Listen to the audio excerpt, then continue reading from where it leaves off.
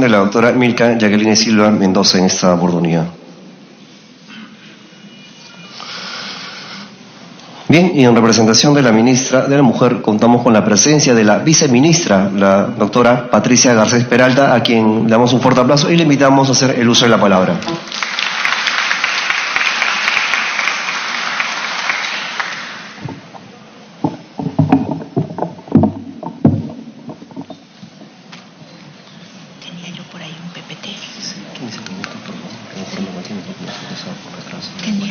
Tenía un PPT para irlo pasando.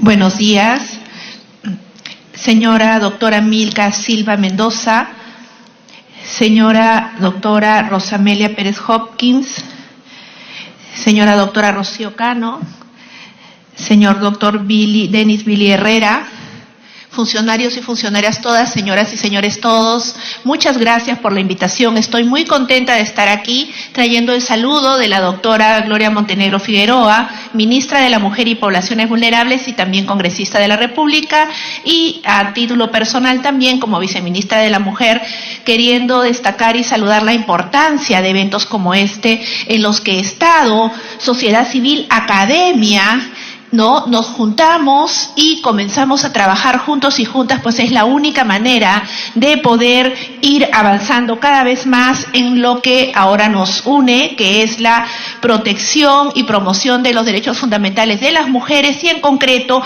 la participación política de las mujeres. Voy a tratar de correr un poquito y espero que eso no me desordene, pero sé que estamos un poco contra el tiempo. Y entonces quería empezar con algunas ideas que en realidad no van a decir tal vez nada nuevo, sino simplemente querernos hacer un recordaris de la importancia de trabajar y seguir potenciando el tema de participación política. Efectivamente, como ustedes saben, la participación política está estrechamente ligada, directamente ligado a lo que es el principio democrático de participación de todos y todas los ciudadanos y ciudadanas en la vida y en la democracia del país. Y si somos más o alrededor del 50% de la población nacional, realmente no tiene ningún sentido que no podamos participar en igualdad de condiciones, porque en lo que las leyes y las normas internacionales establecen esa igualdad, en realidad la participación política de las mujeres nunca estuvo en condiciones de igualdad respecto de los hombres, aun cuando se hablaba de igualdad ya desde el siglo XIX. Es en el siglo XIX cuando comienza a lucharse por el reconocimiento del derecho al voto de las mujeres, porque se hablaba de ciudadanos libres e iguales, pero eran ciudadanos hombres. Las mujeres no teníamos participación en la vida pública. ¿Por qué? Porque por estos temas de género, y no de ideología, sino de género, las mujeres siempre hemos estado en espacios privados, la casa, no en el espacio público, y siempre dedicadas básicamente a labores domésticas de cuidado de niños, niñas o personas que requieren protección. Es recién en el año 1893 cuando en Nueva Zelanda se reconoce el derecho al voto de las mujeres, pero recién en el Perú es en el año 1955 que se reconoce el voto de las mujeres. Y entonces allí comenzamos a tener un derecho, sí, a votar, pero no completo. ¿Por qué? Si vamos a la siguiente filmina, vamos a recordar algo que es importante. No todas las mujeres teníamos garantizado ese derecho. ¿Por qué? Porque solamente teníamos derecho a votar hasta antes de la Constitución del 79 quienes sabíamos leer y escribir. Y hasta ahora, ¿quiénes son los que normalmente tienen mayor acceso a educación? Obviamente los hombres.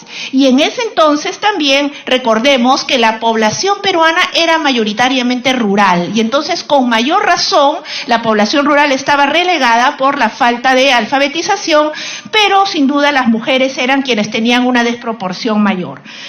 Con la Constitución del 79 se logra realmente la votación popular y que personas analfabetas también puedan acceder a este derecho.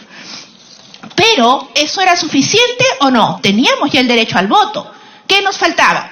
Lo que ahora estamos luchando por tener cada vez más, que es el derecho a participar activamente en la vida política del país. Y eso implica, obviamente, aumentar la posibilidad de elegir, pero también de ser elegidas. Y en ese sentido, la siguiente filmina, por favor, tenemos las medidas que comienzan a darse para aumentar la participación política de las mujeres y comienzan a surgir, entre otras, los mecanismos de acciones afirmativas, que son aquellos que hacen que se busque una igualdad real, no solamente una igualdad formal. Y en este sentido se comienzan a establecer algunas acciones como las cuotas. ¿Por qué son importantes las cuotas? Porque hasta antes de que se establezca una cuota de mujeres, que como ven primero en el año 1997 fue del 25%, y luego se llega a aumentar hacia el año 2000 a 30%, tanto para elecciones nacionales, Congreso, como regionales y locales, ¿no? A pesar de que se buscaba antes de las cuotas una mayor participación política de las mujeres, nunca se llegaba a eso. ¿Por qué? Por esos estereotipos y patrones socioculturales que nos cuesta hasta que lleguemos a cargos de elección popular, ¿no? A ser electas. ¿Pero las cuotas fueron suficientes? No, ¿verdad? Las cuotas no fueron suficientes y comenzamos a encontrar que si bien las cuotas, la cuota del 30% cuando se aumenta el 30% ayudó, nunca hasta ahora hemos logrado alcanzar, ni siquiera digo superar, alcanzar la cuota del 30%, aun cuando la ley dice cuota mínima del 30%. ¿Por qué? Porque esa cuota estaba ¿en qué? Y sigue estando en las listas de candidatas. Pero ¿qué es lo que ocurría en la práctica? Si bien es cierto que las organizaciones políticas tienen la obligación de cumplir con este mínimo, normalmente nos ubicaban ¿en dónde? De la mitad para abajo de las listas, y entonces eso hacía que no lleguemos hasta ahora a alcanzar ese mínimo del 30%. Seguíamos efectivamente, como se ve allí, en la cola de las listas. Pero además de eso tenemos otras barreras, y qué bueno que aquí estén varones, porque este es un compromiso no solamente que va a beneficiar a mujeres, y que nos va a beneficiar mujeres y hombres y a toda la sociedad, ¿o no? A nuestros niños, a nuestras niñas. Y acá obviamente vemos que en los hechos, además de este problema, tenemos otros problemas. ¿Normalmente las mujeres tenemos acceso a recursos económicos igual que los varones? No. Eso nos impide también poder participar en la vida política en igualdad de condiciones, porque para poder ser elegidas necesitamos recursos, ¿verdad? Y ahora estaba justamente viendo cifras de data que nos hacen ver esas brechas que no son solo bla, bla, bla. Es que obviamente las mujeres que no participamos o no tenemos ingresos económicos somos el 30%, mientras los hombres que no tienen ingresos económicos son el 11%. Miren la diferencia. Y cuando recibimos un sueldo, también el INEI lo dice, el Instituto de Estadística e Informática, recibimos por igual trabajo, en iguales condiciones, igual valor, 30% menos de lo que recibe un hombre por igual trabajo.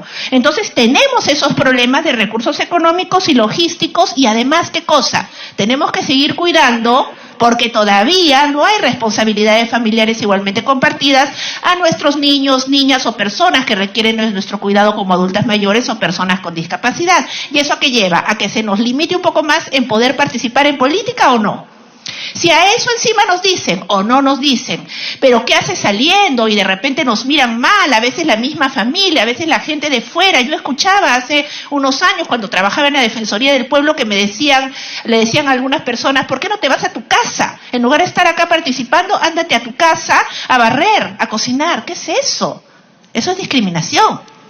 Y eso todavía se sigue dando. Y encima esto es lo que se llama acoso político, de lo que hablaba hace un rato la congresista Chuquehuanca, que hay varias formas de darse el acoso político. Entonces, en ese sentido, todas estas barreras hacen que a pesar de los avances todavía se sigan viendo limitaciones, a pesar de esa cuota del 30% que felizmente sabemos que ya se está variando con esa ley que esperemos pronto salga publicada, ¿no? ¿Cómo estamos ahora? Vea, hasta acá estamos bien, voy a correr un poquito más, pero ¿me siguen? Sí me siguen, ¿verdad? Sigamos en la siguiente filmina, por favor. Y en la siguiente filmina, que todavía no la pasan, lo que vamos a encontrar es cómo estamos en este momento las mujeres en los puestos de decisión. Y efectivamente volvemos a ver que aquí en el Congreso, ahora estábamos antes con 36 mujeres congresistas, habíamos llegado al 27,7% de esa cuota del 30%. Que como suben 2 mujeres más al suspenderse un congresista y al desafuero de otro, suman ya 38 mujeres, que equivale al 29,20% del total de escaños. En el Poder Ejecutivo, es cierto, es la segunda vez que tenemos un gabinete compuesto por el 52% o casi 53% de mujeres, y eso es un logro, pero es un logro por la voluntad política del gobierno actual. Si mañana más tarde no existe voluntad política, ¿se va a dar? No, y vamos a volver a lo mismo. Entonces tenemos que reconocer que hay una realidad que tenemos que buscar transformar con medidas distintas. En el Poder Judicial, hace muchos años, cuando yo recién egresaba de la universidad, casi no había ninguna mujer en el alto cargo de juezas supremas o superiores. Ahora ya contamos con un 21.1% de magistradas mujeres que ejercen el cargo en la Corte Suprema, pero todavía es poco, ¿verdad? Porque es una función muy, muy vinculada a una organización histórica machista. Presencia de mujeres como autoridades regionales. Esta vez no tenemos ni una sola, gobernadora regional. El ciclo pasado, la gestión pasada hubo una en Arequipa, ¿verdad? En el caso de alcaldesas provinciales y alcaldesas distritales no llegamos al 4%. Y eso también es una muestra más de que estamos todavía bastante atrás. Y sin embargo, repito, somos el 50% de la población nacional. Por eso es que necesitamos otras alternativas de solución. Y por eso es que hemos todas y todos, buena cantidad de todos también, peleado ¿por qué? Por la alternancia y la paridad. ¿Qué es la alternancia y qué es la paridad? Repito, vamos a hacer un recordario siguiente, por favor. Y esto es lo que se ha logrado aprobar en la última reforma que ha habido aquí en el Congreso y que en breve, entiendo yo que el martes de la próxima semana o miércoles está venciendo el plazo para que el presidente de la República promulgue la norma. La paridad lo que va a garantizar es que hombres y mujeres participemos en todos los procesos decisorios en igualdad de condiciones, 50% mujeres, 50% hombres, 50/50, que es lo que debe ser en un Estado democrático de cara a un bicentenario que estamos por festejar, ¿verdad? Entonces, en esta lógica, sí vamos a buscar un perfecto equilibrio en el cual hombres y mujeres vamos a poder tener el derecho también a ser electas, ¿no? Y vamos a buscar también incorporar, además de la paridad, la alternancia. ¿Por qué es importante la alternancia? Porque si solo nos quedamos en paridad, es muy probable que sigamos ubicando a las mujeres por debajo. Entonces, la alternancia lo que nos va a permitir es incorporar una ubicación alterna, hombre-mujer, hombre-mujer, o mujer-hombre, mujer-hombre, que nos permita realmente una posibilidad de acceso y que no se quede en una mera declaración de buena voluntad, como muchas normas, y tengo que decirlo, sabemos que se quedan. Y esa no es la idea, ¿verdad?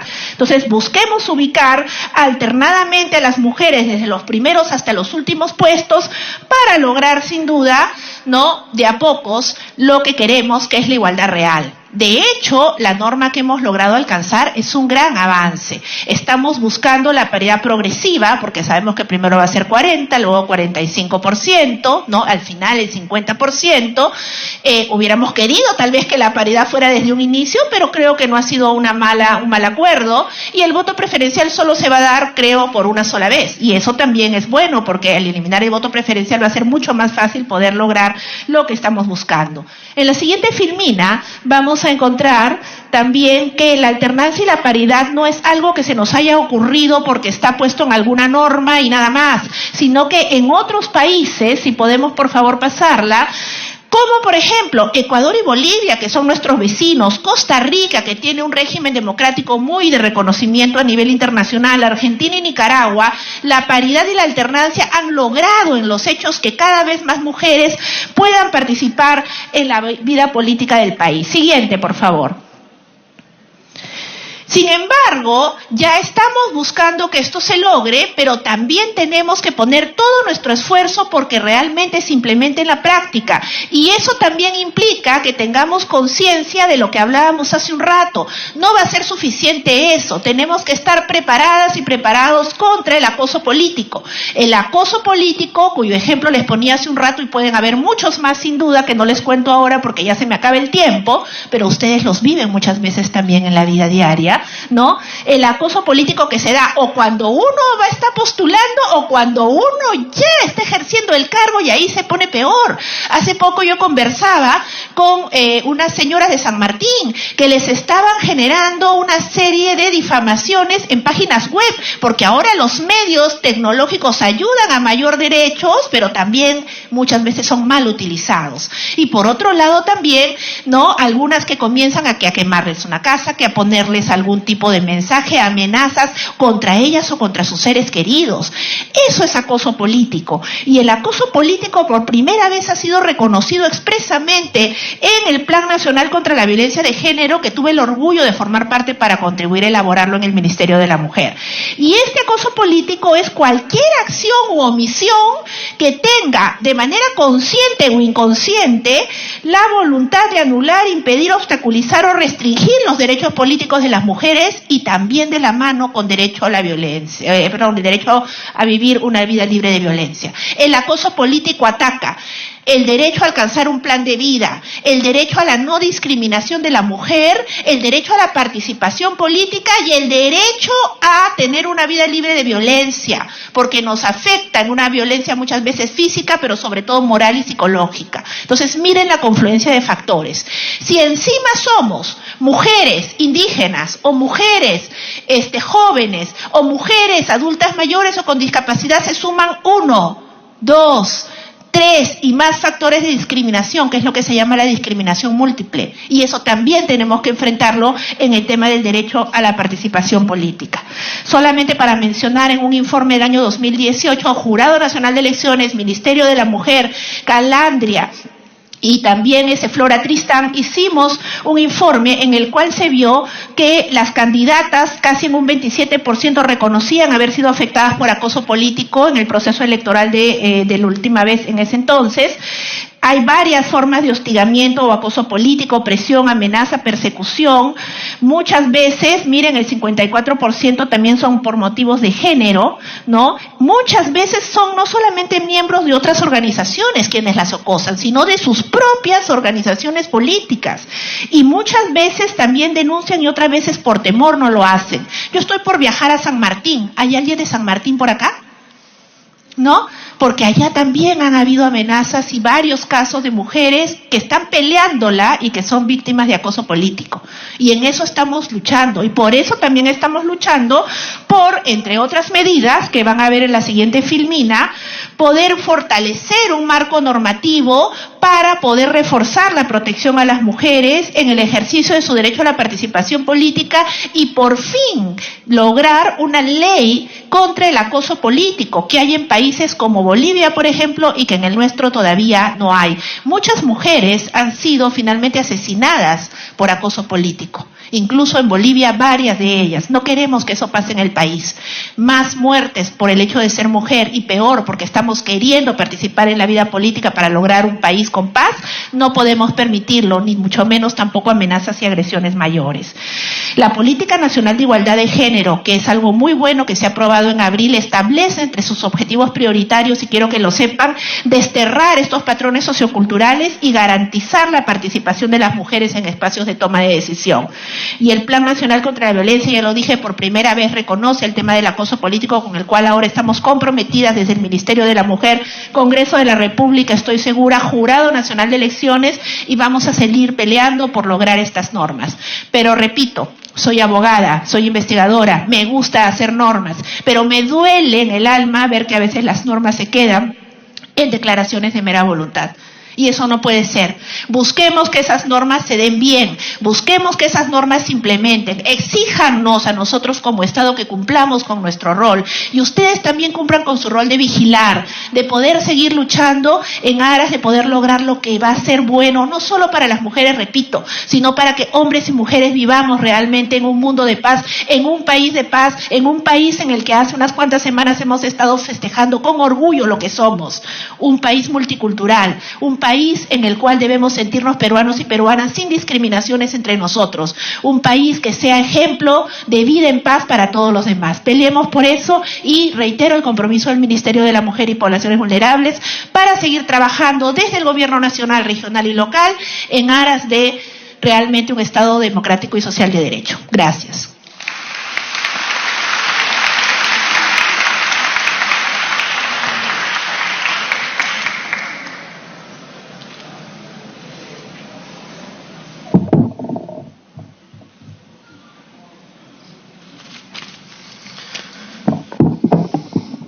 Gracias también a la participación de la viceministra de la Mujer, la doctora Patricia Garcés Peralta, en esta mañana, en este tercer foro internacional, Participación Política de la Mujer, Camino al Bicentenario. Queremos saludar, también contamos con la presencia entre el público esta mañana, la presencia del doctor Raúl Chanamé Orbe, él es miembro del Pleno del Jurado Nacional de Elecciones. Buenos días, doctor. Así también contamos con la presencia del general de la Policía Nacional de Perú que nos acompaña esta mañana, el señor Augusto Sánchez. Muy buenos días. Saludar también la presencia de la licenciada Susana Matute Charú. Buenos días, ella es directora de Políticas para Población Afroperuana y también presidente del Comité de Gestión de la Reunión de Altas Autoridades sobre Políticas para Población Afrodescendientes. Muy buenos días. Siguiente tema de esta mañana en el bloque temático, la participación política de la mujer afroperuana en la política del Perú, avances y desafíos. Vamos a invitar a nuestra expositora, la licenciada Susana Matute Charú.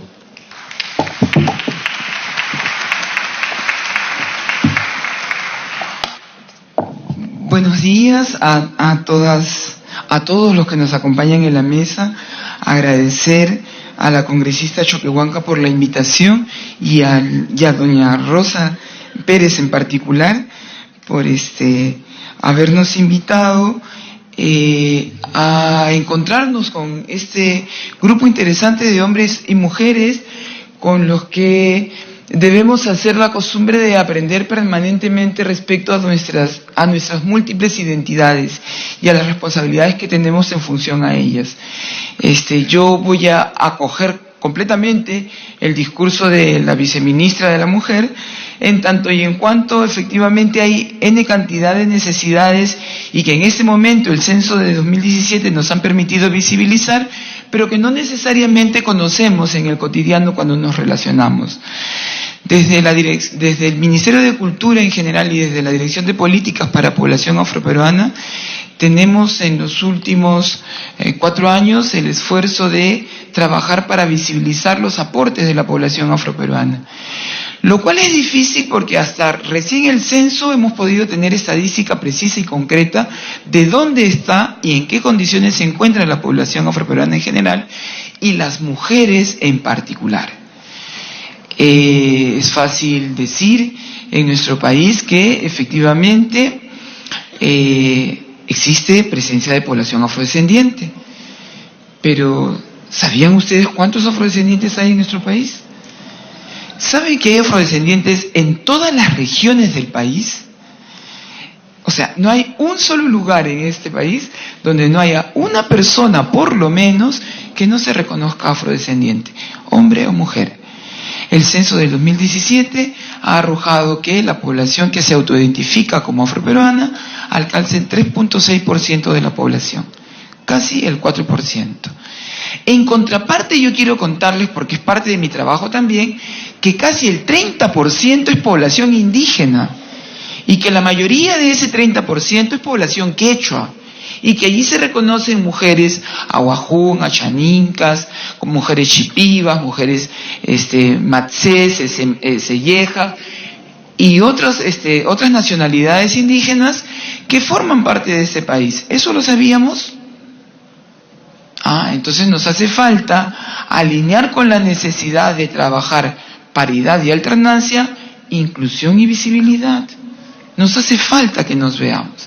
En este mismo Congreso, así como está la congresista Choquehuanca trabajando por este esfuerzo, está la congresista Pariona, está la congresista Wilca trabajando por ese espacio de visibilidad a la diversidad cultural que forma parte de este país. Y sí nos hace falta efectivamente que mujeres afroperuanas y mujeres indígenas seamos visibilizados en todos los planos y espacios políticos de nuestros gobiernos locales, regionales y nacionales. Bueno, les contaré más. Para conocernos mejor les contaré más, porque estoy segura que en la próxima oportunidad dialogaremos sobre interculturalidad con más fluidez y además con muchos mejores argumentos. ¿Qué más tenemos las mujeres? ¿Qué más tenemos para contar respecto de mujeres afroperuanas? Bueno, he de contarles que el censo nos pone también frente a una información importante. arroja que la mayoría de población afroperuana son varones. De los autoidentificados, solo el 45.8% se autoidentificó mujer. La contraparte son hombres, más de la mitad son varones. Y la pregunta ¿es cierto? O nos lleva a cuestionarnos, porque la data lo que te invita es a seguir explorando. ¿Y por qué razones, contrariamente a lo que dice el censo, hay más mujeres que varones en nuestro país, hay menos mujeres afroperuanas que varones afroperuanos? ¿Es que hay menos mujeres o es que menos mujeres se están autoidentificando directamente como afroperuana? He de aclarar en ese momento que cuando yo digo afroperuana, en esta categoría estamos incluyendo todas las formas en que la población afrodescendiente se autoidentifica. Estamos incluyendo a las mujeres que se consideran afroperuanas, afrodescendientes, pero también a las que se consideran negras, zambas, mulatas, morenas. Todas ellas están incluidas en esta categoría. Hay una categoría más que arrojó el censo que no fue consultada con la población afrodescendiente, pero que sería interesante ahora volver a estudiar, que es la de trigueña o la de trigueño. Hay una persona aquí que me está haciendo una expresión interesante y me dice, es negro nomás. Como uno quiere autoidentificarse, el censo valida todas las formas en que uno afirma. Y entonces en esa dimensión nos hace falta explorar elementos como ¿qué determina que yo diga con firmeza qué soy o no soy? Porque esa es una pregunta taxativa, ¿no? O sea, uno dice, es por autoidentificación y por autovaloración que uno dice que es o no es. Yo digo que soy quechua y aunque todo el mundo me mire con cara de sorpresa y me diga ¿qué? Yo digo que soy quechua y es. Ese es un principio de la autoidentificación. Es mi proceso, es lo que yo reconozco a partir de mi historia y de mis ancestros, y eso es lo que afirmo. Si vienen y me preguntan, ¿y usted cómo se autoidentifica? Yo me autoidentifico afroperuana. Pero si digo que soy negra, eso es lo válido. ¿Y a dónde iba mi cuestión? Iba a decir que nos hace falta explorar en los elementos por los cuales uno no se autoafirma, uno no se identifica. Aun cuando alguien podría ver mi fenotipo y decir, pero tú... y se quedan en puntos suspensivos, sí, pero ¿qué ocurre en mi relación con el entorno? ¿En qué entorno me educo? ¿En qué entorno me formo? ¿Y qué elemento fortalece ese entorno que hace que yo me niegue a mí misma? Cuidado con eso, no es exclusivo de mujeres afroperuanas, es un elemento que influye en la autoidentificación de toda la ciudadanía. Además de eso, otro dato interesante que me gustaría compartir con ustedes es saber en qué situación se encuentran en términos educativos las mujeres afroperuanas a partir de la información del censo. Bueno, ya les conté también que hay representación de población afroperuana en todas las regiones del país. He de contarles también que la franja más grande de población afroperuana se encuentra en rangos etarios que van entre los 15 y 35 años. Y que esa población, ¿no es cierto?, en la cual sigue siendo la dominancia de más mujeres que varones, tiene que enfrentar también un reto respecto a su autonomía económica. Y aquí quiero recoger una cita de CEPAL, de una presentación que hace CEPAL en el 2018 respecto en general a la autonomía de las mujeres, en general de la autonomía económica de la población y en particular de las mujeres, ¿no? Y para hablar también de participación política, tal como hemos escuchado en palabras de la viceministra, es importante también tomar en cuenta la autonomía económica. Dice, un pilar fundamental de la autonomía de las mujeres y por definición es que se requiere que perciban ingresos que les permitan superar la pobreza y disponer de su tiempo libremente para capacitarse, acceder al mercado laboral, desarrollarse profesional y personalmente, participar de manera activa en la vida social, política y dedicarse a sus seres queridos sin que ello se transforme en una barrera para el logro de sus propias aspiraciones.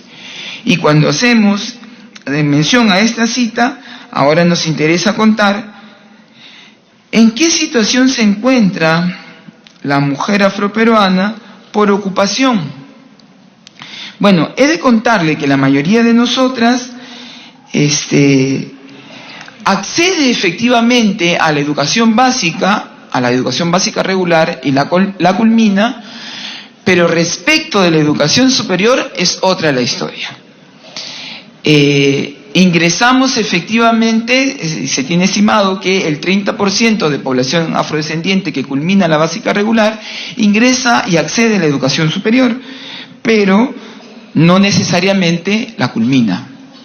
Cierto, somos más las mujeres que culminamos que los varones, pero es apenas el 8.7% de mujeres que culmina la básica regular la que ingresa a educación superior y apenas el 1% la que termina la carrera. ¿Y en qué se ocupan? Bueno, cosas importantes para decir que el 29% de mujeres afroperuanas están ocupadas en tareas elementales, en ocupaciones elementales, que son ocupaciones como las domésticas, las que tienen un menor rango de salarial, las que no tienen beneficios sociales, a las que les cuesta más trabajo, o sea, consiguen la empleabilidad efectivamente por el bajo nivel educativo, están subempleadas y por tanto perciben menos beneficios. Junto con este grupo, el siguiente grupo que también es importante y significativo es que se encuentran efectivamente empleadas en espacios como el comercio, ¿no?, los mercados o los servicios en casa, ¿no?, los servicios, las diferentes formas de servicios que se puedan concebir. Ese grupo, que es grande, es el 30% de mujeres, y los demás, las demás mujeres se encuentran ocupadas en servicios profesionales técnicos, servicios como empleados o administradores, otro grupo interesante como científicos e intelectuales, y unos más, un grupo muy pequeño, como militares y policías. Mucho más pequeño es el grupo que se encuentra empleado en el Poder Ejecutivo, el Poder Legislativo, el Judicial y en personal directivo, tanto en empresas públicas como privadas. Este sector, que es un espacio como este en el que formamos, apenas sí alcanzamos el 0.3% de mujeres afroperuanas en espacios en estos espacios, ¿no?, en estos rangos de toma de decisión. Visto así, y a mí yo no presté atención al tiempo que tenía disponible, pero me comprometo a acabar pronto. Visto así, quería comentarles también que algunas de las cosas que nosotros tenemos como tarea y que en ella tenemos pendiente la atención a mujeres afroperuanas es la implementación del Plan Nacional de Desarrollo para Población Afroperuana. Y uno de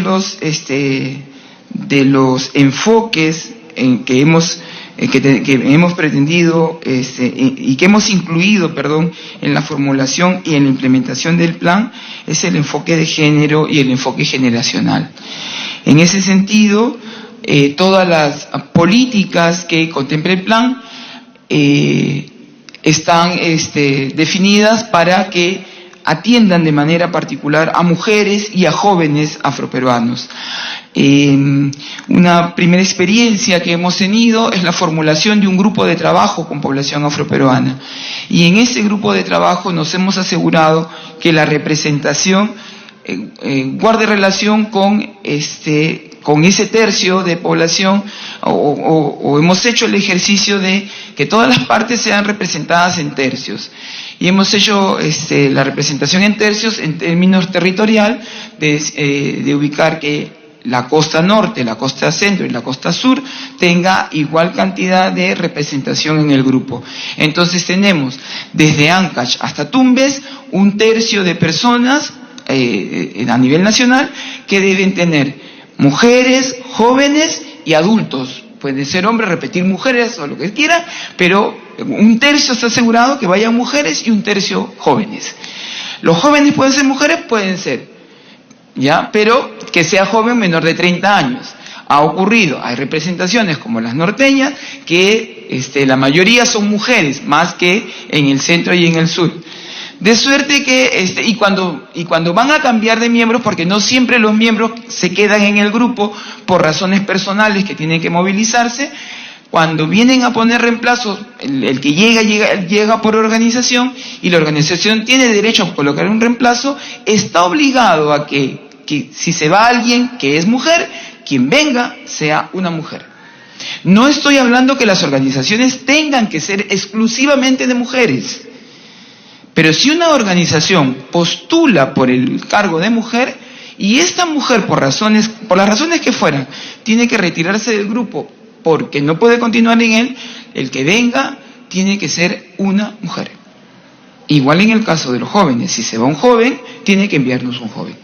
Ellos tienen que resolver que la persona, que el cupo que ha sido creado para esa representación garantice que siempre sea ocupado por esa demanda.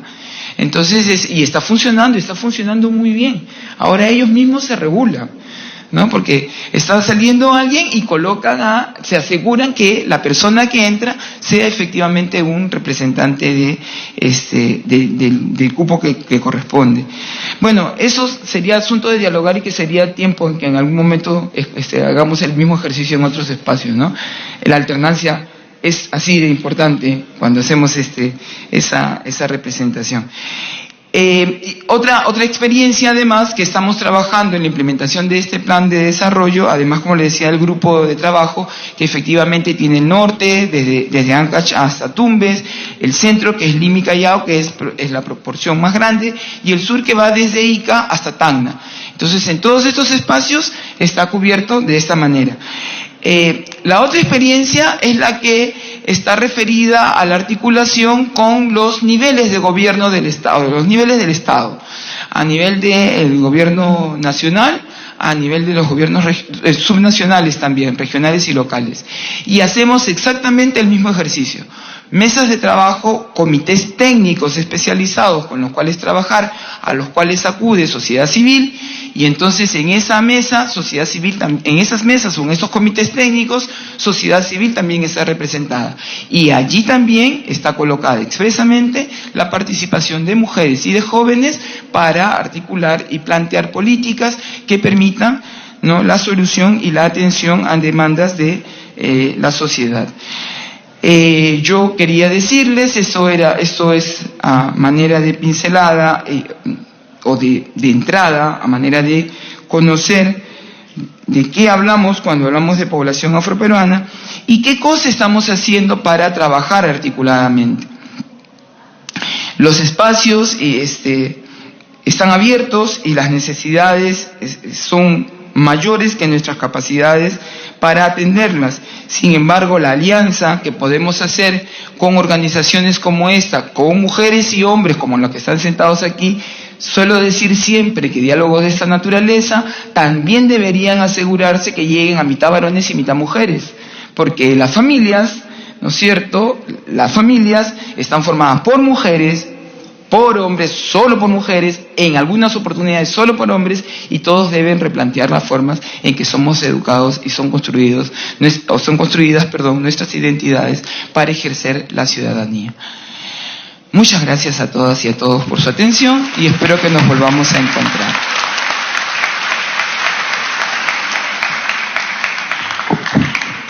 Gracias también a la participación en esta oportunidad de la licenciada Susana Matute Charún.